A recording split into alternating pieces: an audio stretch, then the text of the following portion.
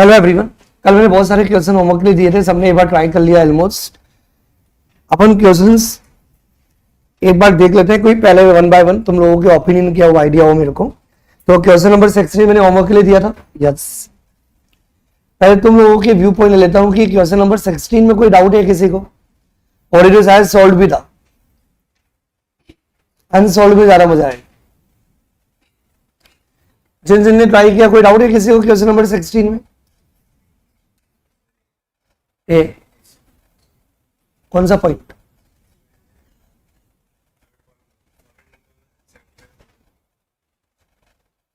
हाँ, ये मैंने कट कर दिया था। अपन 75,000 ही लिखेंगे। अब वो 75,000 का उन्होंने कैसे किया वो अपने को समझ में आ जाएगा चैप्टर नंबर 5 में। Chapter number 5 is income from HP. तो जब इनकम फ्रॉम एचपी की बात करेंगे तब वो जो उन्होंने कैलकुलेशंस किए तब अपने आप को समझ में आ जाएगी। अब इंपॉर्टेंट है कि 75,000 कैसे लिखना है वो अपने को पता है। और कोई डाउट?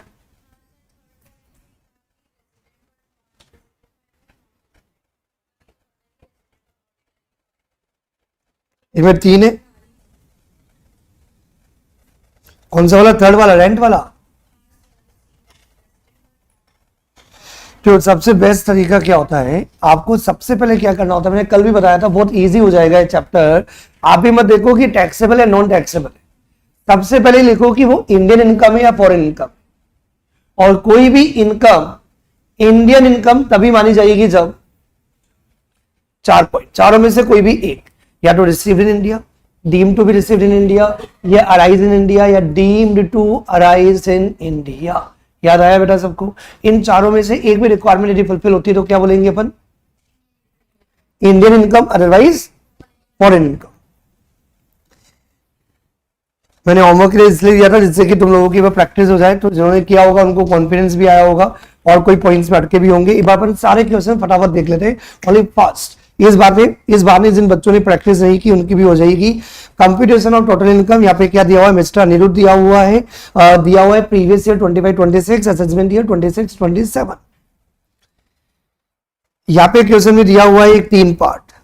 ये गलती से बोल्ड है, बोल्ड नहीं है, तीनों सेम ही है, मतलब 3 पार्ट है। यदि ऑर्डिनरी रेजिडेंट है तो क्या होगा, नॉन ऑर्डिनरी है तो क्या होगा, नॉन रेजिडेंट है तो क्या होगा, मतलब अमाउंट के आपको 3 कॉलम बनाने पड़ेंगे। टोटल 5 पॉइंट दिए हुए हैं। पहला point, profit on the sale of shares, profit on the sale of shares in Indian company received in Germany. तो वैसे भी इसमें किसी को डाउट था क्या? नहीं था डाउट, क्योंकि जो अनसोल्ड है उनको कराऊंगा तो इनडायरेक्टली यदि कोई बच्चा इनको नहीं समझ पाएगा तो वहां पे प्रैक्टिस हो जाएगी। तो टाइम को सेव करने के लिए किसी को डाउट नहीं है तो इसको अपन नहीं लेते। ये सोल्ड है अनसोल्ड है, देखिए इसमें कुछ अच्छे पॉइंट है, यदि समझ में आ गया तो अच्छी बात है, कोई डाउट भी हो सकता है तो अपन एक बार जल्दी से देख लेते हैं क्या डाउट है। यदि ए तो क्वेश्चन नंबर 17, और ये मैं एक काम करता हूं, किन ने किया है मैं तुम लोगों के ओपिनियन लेता हूं। क्वेश्चन नंबर 17, ठीक है। क्वेश्चन नंबर 17 में कोई डाउट है किसी को? ए डाउट, लेकिन मैं पूरा क्वेश्चन करा रहा हूं, इसे डाउट ले नहीं रहा, पर मुझे जानना था कि डाउट ए या नहीं। हाँ बेटा, डाउट है, अपन तो पूरा क्वेश्चन सॉल्व कर रहे हैं। इस क्वेश्चन के अंदर हमें क्या करना है, इंडिविजुअल, वैसे इंडिविजुअल के 3 स्टेटस होते हैं, ordinary, non ordinary and non resident. लेकिन क्वेश्चन क्या बोल रहा है वो देखना बहुत जरूरी है। क्वेश्चन बोल रहा है कि आपको 2 पार्ट बना के करने, यदि वो ऑर्डिनरी रेजिडेंट है तो क्या होगा और नॉन रेजिडेंट है तो क्या होगा। ये क्वेश्चंस पढ़ना बहुत जरूरी होता है। क्वेश्चन बोलता है मान लो कि तुम रेजिडेंट हो, फिर बच्चा क्या बोले से मैं तीनों तरह करके कहूंगा, ऐसा नहीं होता। आपके दिमाग में क्या आ रहा है वो इंपॉर्टेंट नहीं है। क्वेश्चन बोलता है तीनों से करना तो तीनों देख के करना पड़ेगा। क्वेश्चन यदि बोल दे कि इंडिविजुअल इज नॉन रेजिडेंट तो फिर आपको नॉन रेजिडेंट मान के ही क्वेश्चन सॉल्व करना पड़ेगा। तो यहाँ पे क्या है, क्वेश्चन ने बोला है कि एक बार आपको कैलकुलेट करना है ऑर्डिनरी रेजिडेंट मान के और एक बार करना है नॉन रेजिडेंट। तो अमाउंट के कितने कॉलम बनेंगे? 2 कॉलम बनेंगे, राइट। यदि वो इंडिविजुअल ऑर्डिनरी है तो क्या होगा और इंडिविजुअल यदि नॉन रेजिडेंट है तो क्या होगा। नॉन ऑर्डिनरी रेजिडेंट के बारे में कुछ भी नहीं दिया हुआ। समझ में आ गई बात? जिन बच्चों ने हाथ ऊपर किया ही नहीं उन्हीं से पूछने वाला हूं, लेकिन पूरी क्लास को इन्वॉल्व करेंगे 1 बाय 1। करना कैसे वो देख लेना। तुम लोगों ने एक बार ट्राई किया तो उनको ज्यादा मजा आएगा। यस, 1 बाय 1 फटाफट, everyone is ready. Interest from German derivative bonds 1/3 received in India. 1 by 1 everyone, last bench, right hand side. Absent हो तो एक बार वीडियो जरूर देख के, यदि पॉसिबल है। पहले तो एब्सेंट ही पाप है, एब्सेंट होने का ही स्कोप नहीं है आपके पास, और गलती से कभी एब्सेंट हो भी जाओ तो एक आदत डाल कि नेक्स्ट डे क्लास लेने आना है, लेकिन रात में सोने से पहले वीडियो देख के, यही पाप किया ना तुमने क्लास नहीं देखने का, तो उसको क्या करो, बैकअप लेके, मतलब छुट्टी को एंजॉयमेंट एंटरटेनमेंट मानो, मजबूरी मानो। क्या मानो? मजबूरी की वजह से आप नहीं आ पाए तो कोई प्रॉब्लम नहीं, लेकिन वीडियोस देख के जरूर आना है। बगल वाली बच्ची, interest from German derivative bonds 1/3 received in India, foreign income नहीं, टैक्सेबल और नॉन टैक्सेबल बाद में बताऊंगा, अभी टैक्सेबल नॉन टैक्सेबल नहीं, तुम्हें तो बताना है ये इंडियन इनकम है या फॉरेन इनकम है। Indian income 21,000 rupees Indian income.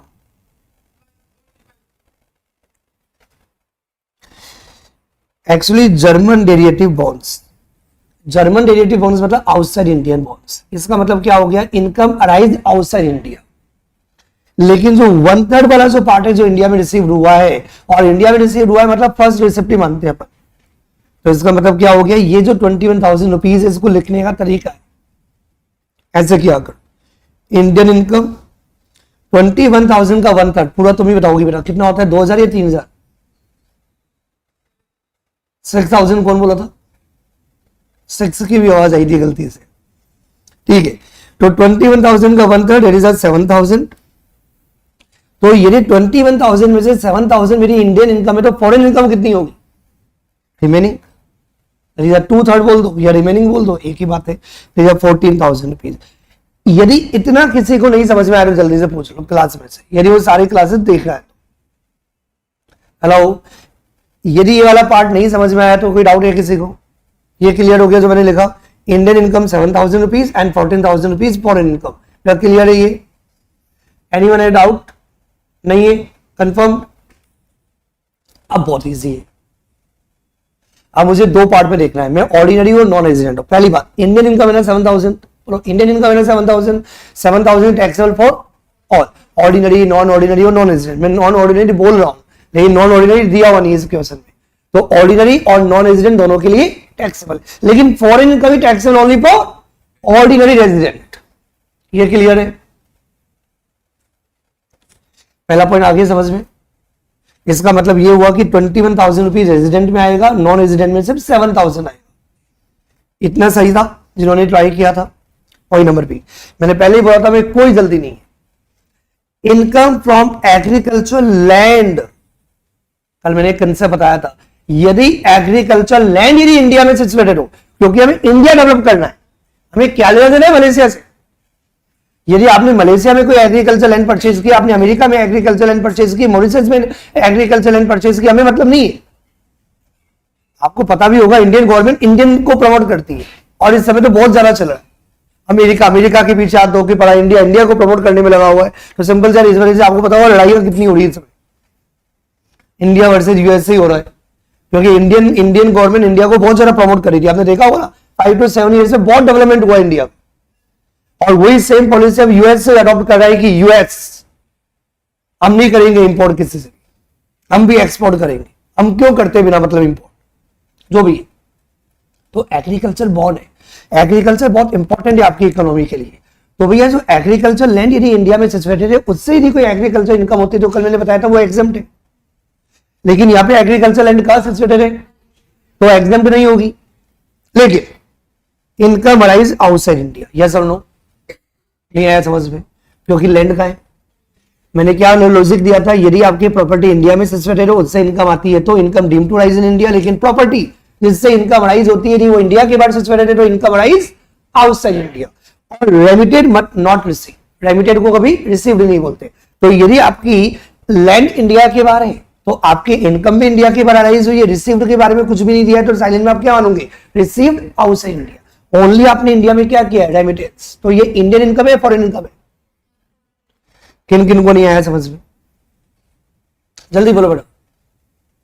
Foreign income किसके लिए टैक्सेबल है? ओनली ऑर्डिनरी रेजिडेंट के लिए। ओनली, आवाज नहीं आ रही, ओनली कंफर्म। थर्ड, हाँ बेटा तुम्हारा number, income earn from the business in Dubai, control from, आवाज नहीं आ रही, control from India, rupees 20,000 received in India, total 75,000 rupees. Indian income, foreign income कितना, पूरा अमाउंट 75,000 रुपीज इंडियन इनकम है। और फॉरेन इनकम कितनी है? फॉरेन इनकम है ही नहीं, ओनली 20,000 इंडियन इनकम है, फॉरेन इनकम इस क्वेश्चन में है ही नहीं। बाकी का कितना, 2 रुपये 3 रुपये? बगल वाली बच्ची 55। मतलब एक्चुअली लॉजिक क्या, मैं एक बार क्लियर कर देता हूं। बिजनेस कहां पे, बिजनेस कहां है? तो deem to arise outside India, और रिसीव्ड जितना इंडिया में हुआ उतना इंडियन इनकम मान ली जाएगी। तो यहां पे टोटल इनकम है 75,000 रुपीज। आई थिंक क्लियर। उसमें से इंडियन इनकम कितनी है? आवाज नहीं आ रही। तो फॉरेन इनकम कितनी होगी? Remaining, that is 55,000 rupees. ये क्लियर है? हमें बात सुनना ध्यान से। Indian income is taxable for all, ये समझ में आता है। तो जो इंडियन इनकम है कितना अमाउंट बेटा? 20,000 रुपीज ऑर्डिनरी रेजिडेंट और नॉन रेजिडेंट दोनों में आएगा, ये क्लियर है, नो डाउट। लेकिन जो फॉरेन इनकम है कितनी, आवाज नहीं आ रही, फॉरेन इनकम कितनी है? तो जो 55,000 रुपीज है वो ओनली ऑर्डिनरी रेजिडेंट, क्वेश्चन में दे नहीं रखा, नॉन ऑर्डिनरी होता तो उसके लिए भी टैक्सेबल होती है। क्यों 55,000 रुपीज नॉन ऑर्डिनरी रेजिडेंट के लिए टैक्सेबल होती है, नहीं होती है बताओ? क्यों होती?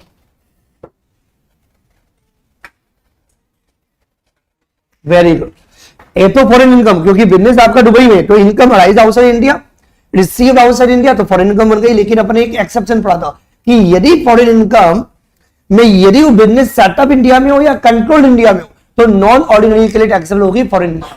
इस क्वेश्चन में नॉन ऑर्डिनरी दे नहीं रखा, मैंने सिर्फ समझाने के लिए पूछ लिया। इस क्वेश्चन में जो आपको करना है वो दो ही लोगों के लिए करना है। किन के लिए करना है? ऑर्डिनरी और नॉन रेजिडेंट। तो जो इंडियन इनकम है, इंडियन इनकम तो दोनों में आएगी, ऑर्डिनरी में भी टैक्सेबल है, नॉन रेजिडेंट में भी टैक्सेबल है। जो फॉरेन इनकम है वो ऑर्डिनरी में टैक्सेबल होगी, फॉरेन इनकम वो सबके लिए टैक्सेबल होती है, नॉन रेजिडेंट के लिए टैक्सेबल नहीं होगी। ये क्लियर है सबको? आवाज नहीं आ रही? पॉइंट नंबर 4, यस बेटा तुम्हारा हो गया नंबर? नहीं हुआ। तो point number 4, profit from the business in Mumbai controlled from the Australia. प्यारे बच्चे बहुत इजी बेटा, ये बहुत इजी है। फिर के 5 नंबर एग्जाम में आता है जनरली क्वेश्चन। क्या बोला मैंने? Profit from the business in Mumbai controlled from Australia. Indian income है, फिर तुम बताओ, क्योंकि बिजनेस का है। लॉजिक समझ में आ गया सबको? हेलो एवरीवन, बिजनेस का है बेटा मुंबई। मुंबई मतलब बिजनेस कनेक्शन इंडिया में, तो deem to arise in India. बोलो deem to arise in India.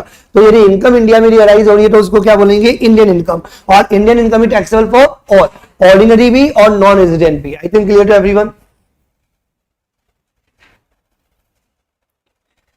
Point number 5, interest. ये अपन ने कल पढ़ा था, यदि याद हो कंसेप्ट इंटरेस्ट वाला, तो उसी लॉजिक में करना है आपको। Interest received from the mister Ashok, NRI, non resident Indian. Generally NR, non resident यदि कोई इंटरेस्ट पे करता है तो जनरली वो इंडिया में टैक्सेबल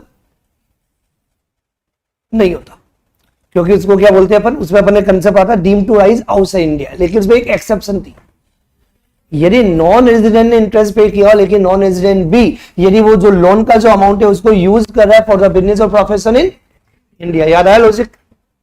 अब पूरी लाइन पढ़ लो।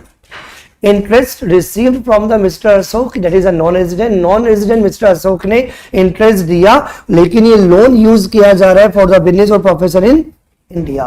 तो income deemed to arise in India. और income deemed to arise in India मतलब इंडियन इनकम। इंडियन इनकम मतलब टैक्सेबल फॉर ऑल, चाहे इंडिविजुअल रेजिडेंट हो चाहे इंडिविजुअल नॉन रेजिडेंट। कुछ बच्चों के दिमाग में डाउट ये आएगा, सर जब यहाँ पे दे रखा है मिस्टर अशोक नॉन रेजिडेंट है तो फिर क्वेश्चन में ये कैसे दे दिया कि इंडिविजुअल रेजिडेंट भी हो सकता है नॉन रेजिडेंट भी हो सकता है? ऐसा हो सकता है? यहाँ पे डायरेक्टली दे रखा है कि मिस्टर अशोक नॉन रेजिडेंट है, तो फिर दो पार्ट थोड़ी बनेंगे कि इंडिविजुअल रेजिडेंट भी हो इंडिविजुअल नॉन रेजिडेंट भी हो।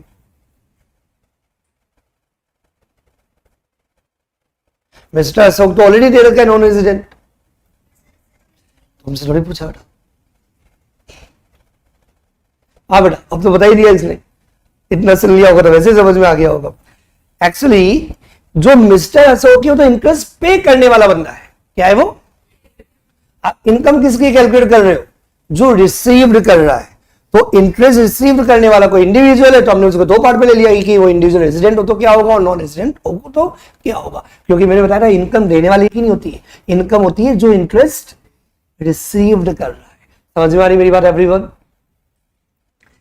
आई थिंक पॉइंट नंबर 5 तक तो मुझे लगता है सबको कोई डाउट नहीं है, क्लियर है I think. Yes everyone.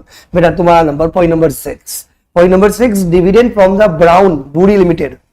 Brown मतलब बूढ़ा, तो dividend from the Boveri limited and Indian company. Income deem to rise in India, क्योंकि इंडियन कंपनी यदि कोई भी डिविडेंड पे करेगी तो उसे इंडियन इनकम बोलते हैं, और Indian income is taxable for ordinary as well as non resident for all. Point number 7, बगल वाली प्यारी बच्ची। Profit from the business in Canada controlled from Mumbai, 60% of the profit deposited in a bank in Canada and 40% remitted to India. क्या word है? Remitted word है।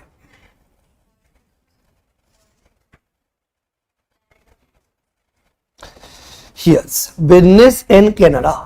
Step by step क्या, आपको जल्दी करो ही मत। बिजनेस कहाँ है? इसका मतलब deemed to arise outside India, received India में ही नहीं, तो इसको क्या बोलेंगे? Foreign income. But controlled from Mumbai, ये तो जो फॉरेन इनकम है नॉन ऑर्डिनरी रेजिडेंट के लिए भी टैक्सेबल हो जाएगा, उतना डिफरेंस है, और नॉन ऑर्डिनरी यहाँ पे दे नहीं रखा। तो फॉरेन इनकम किसके लिए टैक्सेबल होती है? ओनली ऑर्डिनरी रेजिडेंट के लिए टैक्सेबल होती है, नॉन रेजिडेंट के लिए टैक्सेबल नहीं होती है। और यहाँ पे बिजनेस फ्रॉम मुंबई से कंट्रोल हो रहा है तो नॉन ऑर्डिनरी होता तो उसके लिए भी टैक्सेबल होती है। I think clear to everyone? कोई डाउट है? अमाउंट में कोई लफड़ा ही नहीं आता, पूरी की पूरी 60,000 रुपीज फॉरेन इनकम है बेटा। Remittance is not received in India. Remittance मतलब रेमिटेंस का मतलब भेजना होता है, ये अपन ने पढ़ा था। और जबकि अपन क्या वर्ड यूज करते हैं? रिसीव्ड, और रिसीव्ड के अंदर क्या होता है? First receipt. तो इन्होंने इंडिया के बाद रिसीव करके इंडिया में रेमिटेंस किया, और रेमिटेंस इज नॉट रिसीव्ड, ये अपन ने कल पढ़ा था।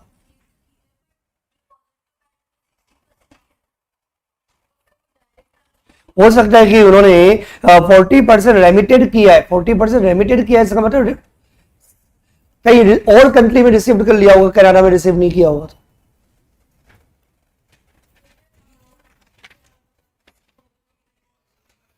क्या मतलब? वापस बोलो। 30,000 आ रहा है।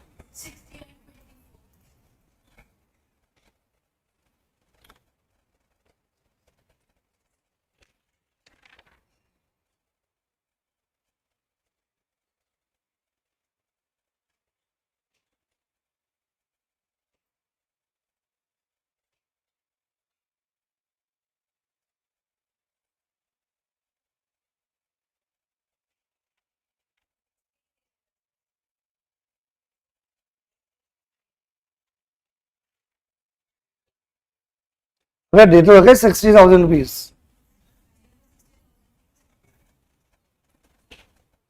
ये ना हो ही नहीं सकता।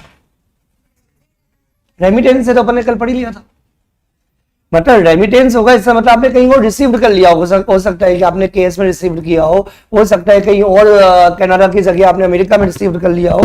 Remittance mean second time, remittance does not mean received first time, और अपन जो रिसीव्ड बोलते हैं हमेशा फर्स्ट टाइम रिसीव्ड बोलते हैं। I think clear to everyone? हाँ यस, यदि किसी को समझना है, यदि यहाँ पे फॉर एग्जांपल हल्का सा मैं लाइन बदल दूं, रेमिटेंस की जगह इसको मैं कर दूं 40% रिसीव्ड इन इंडिया, फिर कहानी बदल जाएगी। फिर आपको क्या करना पड़ेगा? 40% जो पार्ट है वो आपका इंडियन इनकम हो जाएगा, और 60% पार्ट आपका फॉरेन इनकम बन जाएगा। फिर आपको पता है क्या करना है। लेकिन यहाँ पे ऐसा नहीं है, तभी मैंने क्या बोला था, आप बिल्कुल सही डायरेक्शन में जा रहे हो। इसका मतलब ये हुआ कि ज्यादा क्वेश्चन करने से कोई फायदा नहीं होगा, 2 या 3 या 4 क्वेश्चन कर लो, उन्हीं क्वेश्चन के अंदर जितनी पेन बट लगा सकते हो उतनी पेन बट लगा। I think clear to everyone, बेटा आपस में बात नहीं क्लियर है, कोई डाउट एनीवन? यस, ये हो गया अपना 7. Now we come to the point number 8. Point number 8 is amount received from NRI for the use of know how for his business in Singapore. आगे वाली प्यारी बच्ची जल्दी बताओ.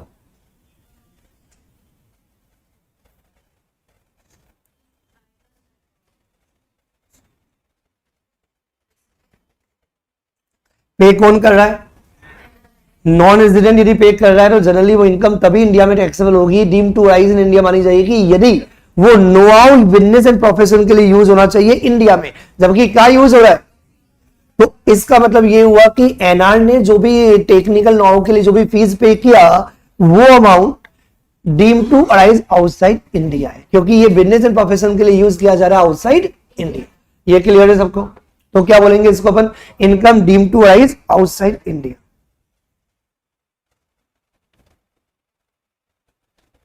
अब दूसरा इंपॉर्टेंट पॉइंट, अब ये कहां दे रखा है कि इंडिया में रिसीव किया है, कहां रिसीव किया, दिया ये नहीं दिया, तो जनरली अपन क्या मानेंगे? इंडिया के बारे रिसीव किया होगा. कि बच्चे यहाँ पे भी बहुत बार कंफ्यूज हो जाते हैं, जब रिसीव्ड के बारे में कुछ नहीं दिया हुआ है तो यही मानोगे कि अमाउंट रिसीव्ड आपने इंडिया के बाहर किया होगा, तभी नहीं बताया, क्योंकि एक्चुअली नॉन रेजिडेंट पे कर रहा है और बिजनेस भी आपका सिंगापुर के अंदर है, तो साइलेंट में आप क्या मानोगे? तो बहुत बार कंफ्यूजन हो जाता है, क्योंकि अमाउंट रिसीव्ड के लिए कुछ भी दिया हुआ नहीं, देखो ध्यान से. लेकिन भैया जब बिजनेस के लिए यूज कर रहे हो आप सिंगापुर के अंदर, तो हो सकता है कि अमाउंट आपने सिंगापुर में रिसीव किया है साइलेंट में, तो ये कौन सी इनकम हो जाएगी आपकी? Foreign income. I think clear to everyone? Dividend received from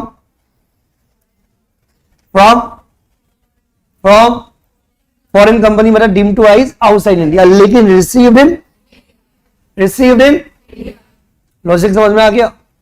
Indian income. और इंडियन इनकम ही टैक्सेबल फॉर ऑल. अब बेटा तुम कंफ्यूज हो रही है. यस, इधर प्यारी बच्ची, मेरे को ही देख लो बेटा, बगल वाली को देख रही है, इसको मत खाओ यार, ठीक है. वापस से रिपीट करता हूं, dividend receive from foreign company. Foreign company मतलब इंडियन कंपनी होती तो deem to arise in India होता, और यदि फॉरेन कंपनी ने यदि कोई डिविडेंड पे किया तो माना जाएगा deem to arise outside India, लेकिन रिसीव इन इंडिया है ना, तो क्या बोलेंगे इसको? और इंडियन इनकम क्या होगी? Taxable for all. ये logic clear?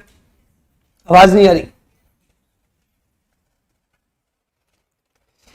Foreign income brought to India. Foreign income वैसे ऑर्डिनरी रेजिडेंट के लिए टैक्सेबल होती है, चाहे आप लेके आओ चाहे आप लेके नहीं आओ, लेकिन ये टैक्सेबल नहीं होगी क्योंकि करंट ईयर की इनकम नहीं है, ये पास्ट ईयर की है. ये लॉजिक समझ में आ गया? तो ये टैक्सेबल नहीं होगी. It is 50,000 rupees.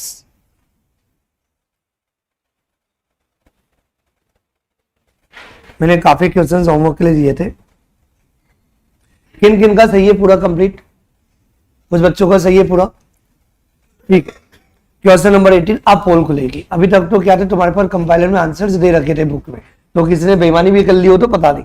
अब यहाँ पे पोल खुलेगी क्योंकि आपके आंसर्स नहीं है. जिन्होंने कर लिया अच्छी बात, जिन्होंने नहीं किया अभी क्लास में करना स्टार्ट कर दो, मेरे साथ एक कॉपी में लिखना स्टार्ट कर दो फटाफट, क्योंकि तुम्हें आंसर्स बताना है. यस, अपन कहां तक आ गए थे? तुम्हारा का हो गया है ना. क्वेश्चन नंबर 18 कौन है यहाँ पे? Mister X. मिस्टर एक्स मतलब individual. Follow income previous year वही 25-26, determine the income liable to assessment year 26-27. यहाँ पे 3 केसेस दिए हैं. यदि ऑर्डिनरी है तो क्या होगा, नॉन ऑर्डिनरी है तो क्या होगा, नॉन रेजिडेंट है तो क्या होगा. इसका मतलब सब बच्चे क्या करेंगे? अमाउंट के 3 कॉलम बना लो. कितने कॉलम बना लो? अमाउंट के 3 कॉलम बना लो. चाहो तो बुक में ही लिख लो. तो आपको अमाउंट के 3 कॉलम बनाने. 3 क्यों? एक ऑर्डिनरी के लिए, नॉन ऑर्डिनरी के लिए और नॉन रेजिडेंट के लिए. Yes, ready everyone? और प्रीवियस ईयर क्या है आपका? 25-26. असेसमेंट ईयर क्या है? लॉक कर दूं एवरीवन? यस बेटा, तुम्हारा नंबर है. पहला point, profit on the sale of building in India but received in Holland. Indian income. किसी को डाउट है? Taxable in all, ordinary, non ordinary और नॉन रेजिडेंट तीनों में डाल दो, क्योंकि बिल्डिंग का है. यस प्यारी बच्ची. Pension from the former employer in India received in Holland. क्यों? सर्विसेज आपने इंडिया में रेंडर की थी, क्योंकि आपका एम्प्लॉयर इंडिया में था तो आप इंडिया में जॉब करते थे, और अब आपको पेंशन इंडिया के बाहर भी रिसीव्ड हो, उससे क्या इफेक्ट पड़ता है? Income deem to rise in India, तो इसको क्या बोलेंगे? Indian income. Indian income is taxable for all. Indian income के कितने पॉइंट होते हैं बेटा? इंडियन इनकम के कितने पॉइंट होते हैं? 4। रिसीव्ड इंडिया के बाहर हुई है, लेकिन deem to arise in India. अब deem to arise in India क्योंकि आपने सर्विसेज कहां रेंडर की थी? इंडिया में, क्योंकि पेंशन मिलती है आपने जब जॉब की थी उसकी, और जब आप जॉब कर रहे थे तो आप इंडिया में सर्विसेज रेंडर कर रहे थे, क्योंकि आपका एम्प्लॉय इंडिया में था, तो आप इंडिया में जॉब करते थे। और आप हो सकते हैं कि आप हॉलैंड में चले गए होंगे, बच्चों के पास, गर्लफ्रेंड के पास, उसका पर्सनल मैटर है, ठीक है ना? क्या कहना चाह रहा हूं, बात समझ में आ रही कि नहीं आ रही? कोई डाउट है किसी को? नहीं है, आ जाओ। तो मेरा रिसीव तो इंडिया के बाहर है, लेकिन deem to arise in India. I think clear? कोई भी डाउट हो पूछ लेना, क्योंकि मैंने क्या बोला, हम क्लास में कंसेप्ट क्लियर करने के लिए आए हैं, तो माइंड में एक छोटा सा भी डाउट नहीं होना चाहिए। Interest on UK development bonds 1/4 being received in India, ₹20,000। मैं तुम्हारा नंबर हो गया क्या? हो गया? मेरा तुम बताओ, तुम बताओ, तुम बताओ।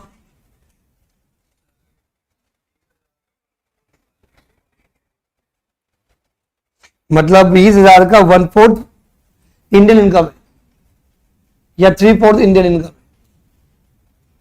1/4, यस। टोटल 20,000 रुपीज आपने अमाउंट लिया UK development bonds. UK development bonds का मतलब ये हुआ कि deem to rise outside India, लेकिन आपने 1/4 इंडिया में रिसीव कर लिया, तो इसका मतलब इसे 2 पार्ट में डिवाइड कर लो। करने का तरीका क्या होगा? 2 पार्ट में डिवाइड कर लो। कैसे? 1/4, 20,000 का 1/4 होता है 5,000 रुपीज, तो 5,000 रुपीज हो गई इंडियन इनकम, और जो रिमेनिंग है, रिमेनिंग कितना हो गया? 15,000 रुपीज, वो हो गया फॉरेन इनकम। ऐसे लिख के क्या, सबसे पहले ये काम किया, कभी गलती होगी ही नहीं। हाँ बेटा, तुम कंफ्यूज हो रही हो थोड़ा सा। हाँ बेटा, बोलो बोलो बोलो बोलो, दिमाग में जो आए बको, बकना बहुत जरूरी है, क्योंकि वरना एग्जाम हॉल में कंफ्यूज होंगे तो। हाँ देख लेना, गलत क्या गलत लिखा है बताओ, तुम सही कर दो, मैंने गलत लिखा है तो। मैं गलतियां तो वैसे भी करता ही, बताओ क्या गलती है, क्या सही है? टोटल 20,000 रुपीज का आपको इंटरेस्ट मिला है, 1/4 इंडिया में रिसीव कर लिया। जितना इंडिया में रिसीव हुआ है वो क्या हो जाएगा? Indian income. और जो 3/4 है वो कौन से बॉन्ड पे? यूके डेवलपमेंट बॉन्ड पे, तो अराइज भी आउटसाइड इंडिया है और 3/4 रिसीव भी इंडिया के बाहर हुआ है, तो 3/4 क्या हो जाएगा आपका? Foreign income. तो क्या करेंगे बेटा अपन?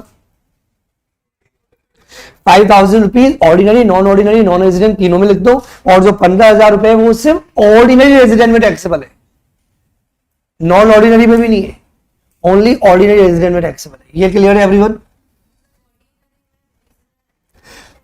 5 + 15 20, लेकिन डायरेक्टली 20 मत लिखा कर, अलग अलग करके लिखा कर, जिससे कि आपके माइंड में होता है Indian income taxable for all, तो उससे क्या गलतियां नहीं होती।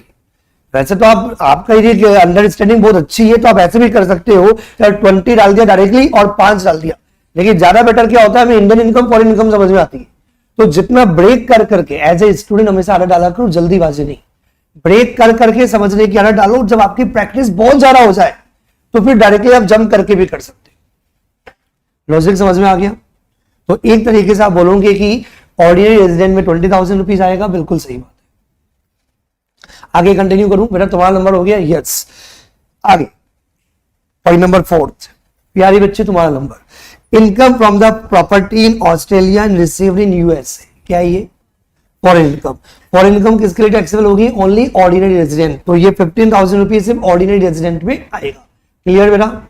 बेटा तुम बताओ point number 5, income earn from the business in the Abyssinia which is control from the Zambia, ₹30,000 received in India. हाँ बेटा तुम बताओ।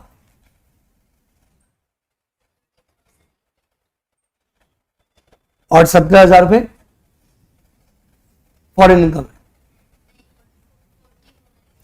टोटल 70,000 रुपीज की आपकी इनकम अर्न हो रही है आउटसाइड इंडिया से, तो 70,000 के 2 पार्ट है, 30,000 रुपीज आपकी इंडियन इनकम है और 40,000 रुपीज आपकी फॉरेन इनकम है। ये क्लियर है?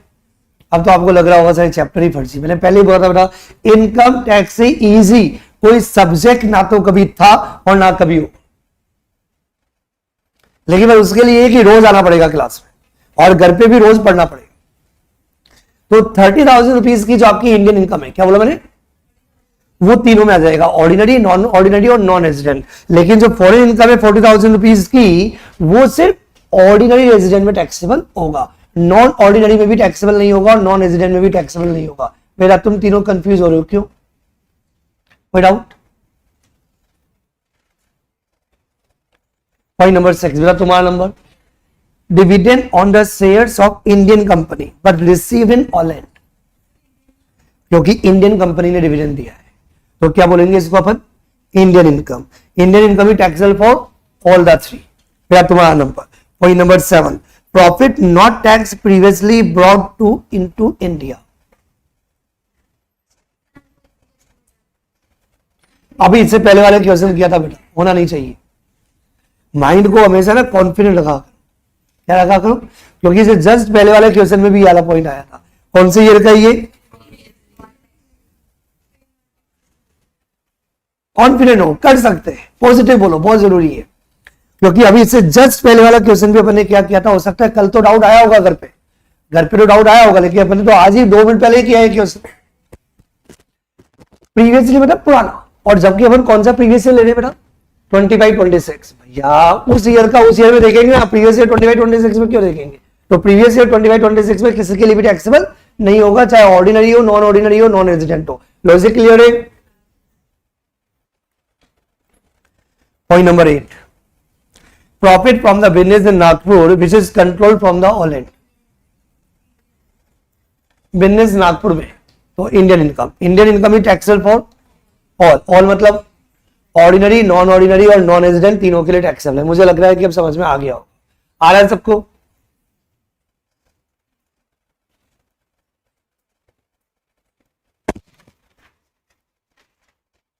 A at the following income during the previous year ended 31st March 2026, मतलब previous year 25-26, assessment year 26-27। ये क्वेश्चन में दे रखा है कि ये मानो कि जो ए यदि वो रेजिडेंट है तो क्या होगा, रेजिडेंट मतलब ऑर्डिनरी, नॉन ऑर्डिनरी है तो क्या होगा, और नॉन रेजिडेंट है तो क्या होगा। तो अमाउंट के कितने कॉलम बन जाएंगे, 3।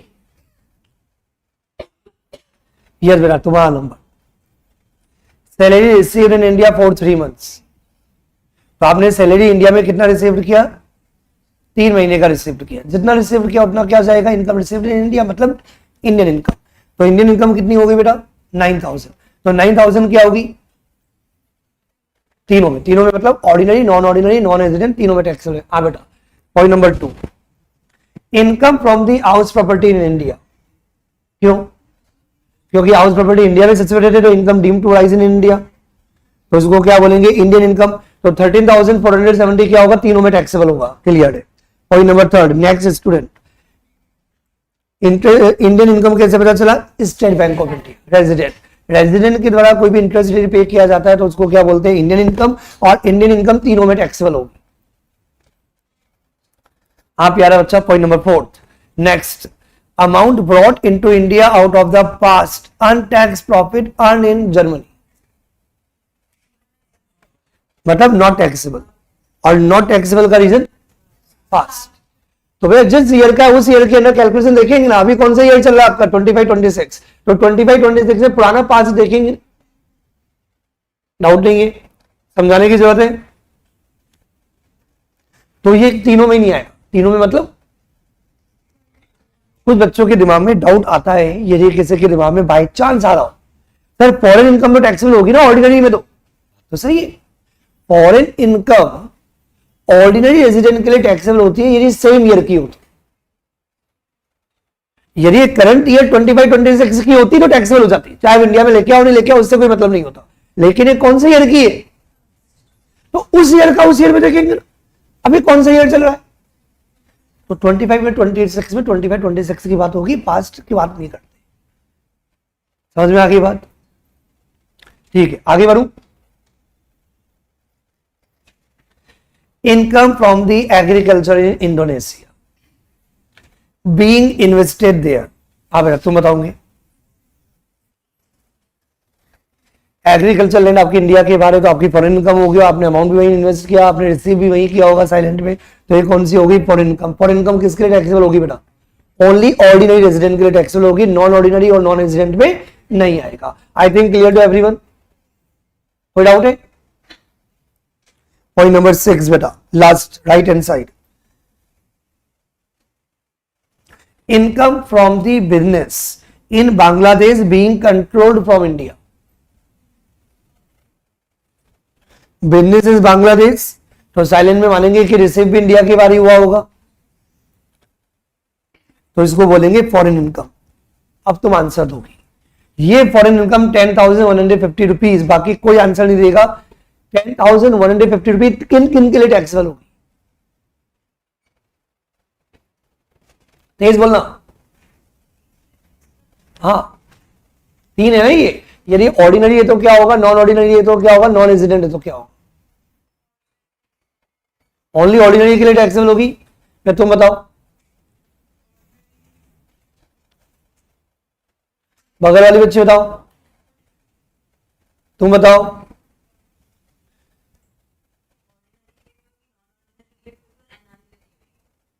क्योंकि यहां पे एक लाइन और दे रखी है, एक एक्सेप्शन थी। फॉरेन इनकम कभी भी नॉन ऑर्डिनरी के लिए टैक्सेबल नहीं होती। वही फॉरेन इनकम जिनको डाउट आ रहा है, जिनके आंसर गलत है, तो एक बार चार्ट देखो, मैंने चार्ट भी दे रखा है, क्योंकि अपन समझ के भी करते, रट्टा मार के भी करते और बार बार प्रोविजन अप्लाई भी करते, तो आपका चार्ट बना हुआ है। तो अपन ने लिखा ना, फॉरेन इनकम ऑर्डिनरी रेजिडेंट के लिए टैक्सेबल होती है, लेकिन ऐसे फॉरेन इनकम जिसका बिजनेस का सेटअप या कंट्रोल इन इंडिया से हो, तो नॉन ऑर्डिनरी के लिए भी टैक्सेबल होगी। समझ में आ गया आंसर? कोई कंफ्यूजन है? जिन जिन बच्चों की गलती हुई है वो इस पे स्टार लगा देना, सबसे बेस्ट तरीका होता है। मतलब फ्यूचर में आपको क्वेश्चंस देखने होंगे, इतने सारे क्वेश्चन थोड़ी पढ़ पाओगे आप 1-2 ही करोगे, और पूरा क्वेश्चन कभी भी अच्छा नहीं होता। उन क्वेश्चन में 1-2 लाइन होती है जो आपके मतलब की होती है, तो इसलिए जिन जिन लाइंस में आप अटक रहे हो बेटा, अपने अपने हिसाब से, बाजू वाले को मत देखो, बाजू वाला क्या तेल लेते। आपकी पढ़ाई आपके दिमाग के हिसाब से होती है कि मुझे क्या डिफिकल्ट लग रहा है, तो जो आपको डिफिकल्ट लग रहा है उसमें क्या करो, स्टार लगा। तो इसका फायदा क्या होता है? इसका फायदा होता है जब आपका 3rd या 4th रिवीजन होता है, तो जिन बच्चों ने फर्स्ट ग्रुप दिया होगा उनको पता होगा सर मेरा रिवीजन ही नहीं होता, सर जितना मैंने पहली बार पढ़ा उतनी बार मैंने सेकंड टाइम में पढ़ा, उतना ही टाइम में 3rd बार में लगा, मेरा टाइम कभी नहीं होता, क्योंकि आपको पढ़ाई नहीं करनी आती। यदि पहली बार में यदि आपको 10 घंटे लगते हैं तो दूसरी बार में 6 घंटे लगने चाहिए, तीसरी बार में 3 घंटे लगने चाहिए, चौथी बार में 2 घंटे लगने चाहिए, 5वीं बार में 1 घंटा लगना चाहिए, बाद में आपको 15 मिनट लगनी चाहिए, क्योंकि आपको पता है एग्जाम में या तो 1 दिन का गैप मिलेगा या नो गैप, और नो गैप का मतलब पूरा सब्जेक्ट 10 घंटे में खत्म करना पड़ेगा। 10 घंटे की जगह 11 घंटे कर लो, ज्यादा से ज्यादा 12 घंटे कर लो, उससे ज्यादा नहीं मिलता, सोना भी तो है ना इंसान। क्योंकि फर्स्ट डे से ही आप बिल्कुल प्लान होने चाहिए। क्या होने चाहिए?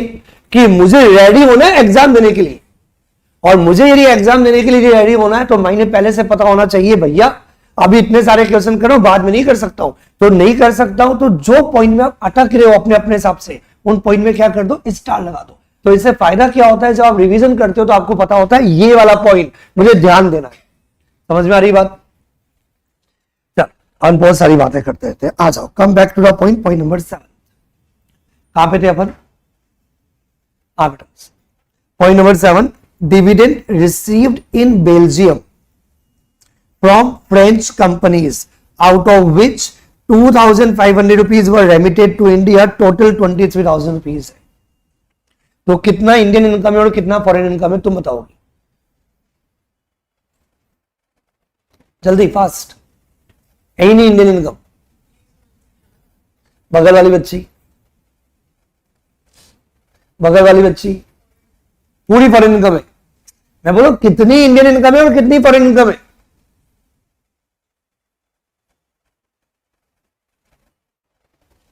बगल वाली बच्ची, तुमने आंसर दे दिया था, रिसर्च में छोड़ देता हूं, आप तुम बताओ। पूरी फॉरेन इनकम है। आराम से शांति से पढ़ा करो। डिविडेंड रिसीव्ड इन, income received outside India, income earned outside India, क्योंकि डिविडेंड किसने पे किया है? फ्रेंच कंपनी ने। तो जब फ्रेंच कंपनी ने डिविडेंड दिया तो dividend earned outside India, received outside India बोलेंगे foreign income. Remittance is does not mean receipt. Remittance का मतलब कभी भी रिसिप्ट नहीं होता। तो हो सकता है कि आपने 23,000 पूरा रेमिटेंस कर दिया हो या 2,300 रेमिटेंस दे दिया हो, ये आपको सिर्फ कंफ्यूज करने के लिए दिया हो, लेकिन अब कंफ्यूज होने का कोई मतलब नहीं है। समझ में आ गया? बहुत सारे क्वेश्चन अपन ऑलरेडी कर चुके हैं। I think clear to everyone. तो इसको क्या बोलेंगे अपन? पूरा का पूरा 23,000 रुपीज फॉरेन इनकम है। फॉरेन इनकम सिर्फ किसके लिए टैक्सेबल होती है? ऑर्डिनरी रेजिडेंट के लिए टैक्सेबल होती है। नॉन ऑर्डिनरी और नॉन रेजिडेंट दोनों में नहीं आएगा।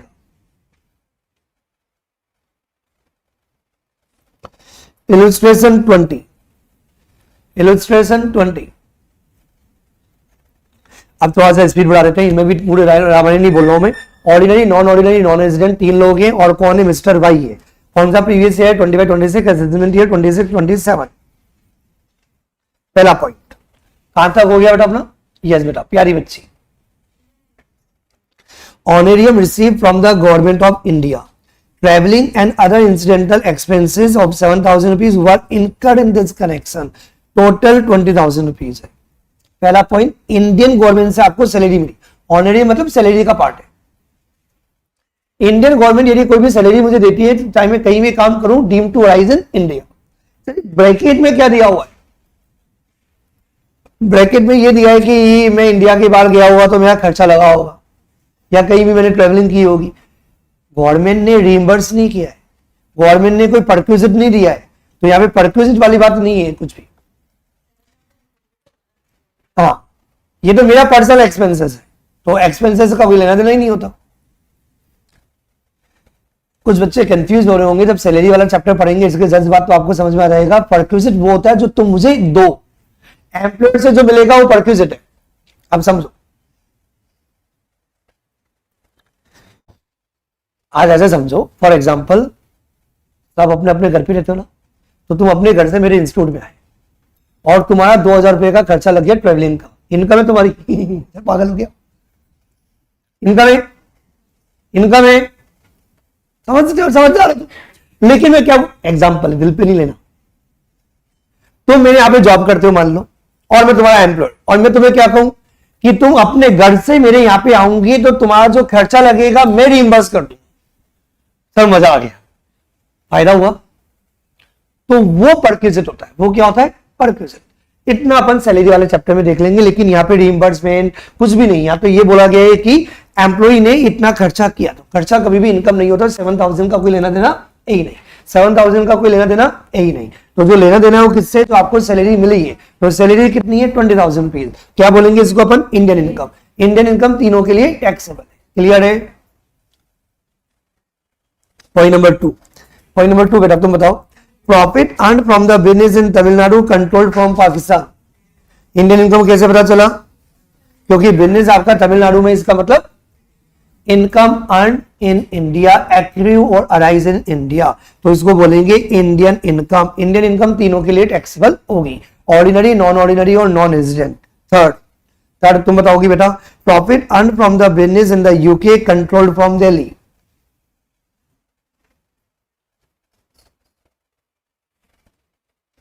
पॉइंट नंबर 3, जल्दी बोलो बेटा, इतना टाइम नहीं लगना चाहिए।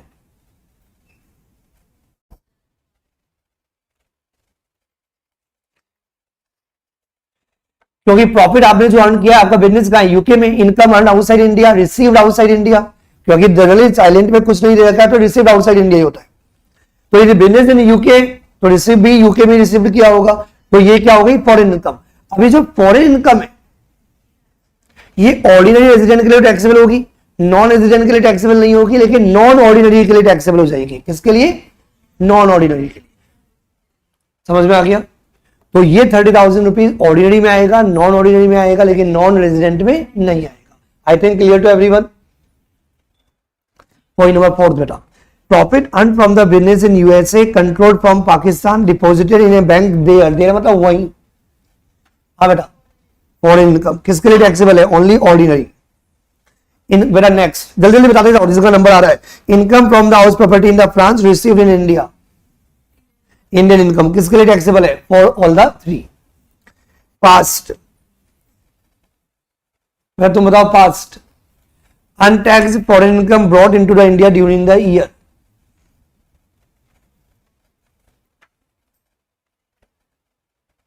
बगल वाली, वह तुम बताओ। टैक्स नहीं लगेगा क्योंकि करंट ईयर की इनकम नहीं है, पास्ट प्रॉफिट है। वैसे तो फॉरेन इनकम पर ऑर्डिनरी रेजिडेंट को टैक्स देना पड़ता है, फॉरेन इनकम पर ऑर्डिनरी रेजिडेंट को टैक्स देना पड़ता है, लेकिन करंट ईयर की हो तो ये क्या है, पास्ट।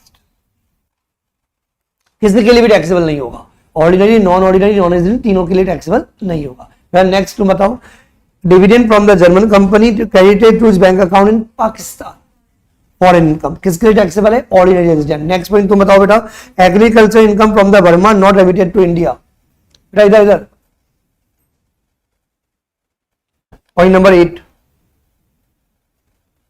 या तुम बताओ पॉइंट नंबर 8, फॉरेन इनकम है क्योंकि बर्मा और इंडिया में रिसीव्ड नहीं की, तो क्या बोलेंगे, फॉरेन इनकम। फॉरेन इनकम किसके लिए टैक्सेबल होगी, ओनली ऑर्डिनरी रेजिडेंट के लिए। पॉइंट नंबर 9 तुम बताओगी बेटा,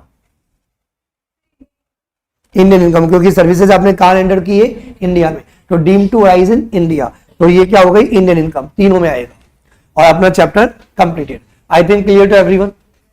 और अब मुझे लगता है कि जिन बच्चों ने घर पे पढ़ाई भी नहीं की थी, जो नालायक थे, तो उनको भी एक बार समझ में आ गया होगा, और जिन्होंने पढ़ लिया था, एक दो पॉइंट में अटक गए थे, तो उनको समझ में आ गया होगा कि अब प्रॉब्लम नहीं है, और गलती से आंसर सही भी हो गया होगा, तो अब समझ में आ गया कि लॉजिक क्या है। लॉजिक ज्यादा इंपॉर्टेंट है। I think clear.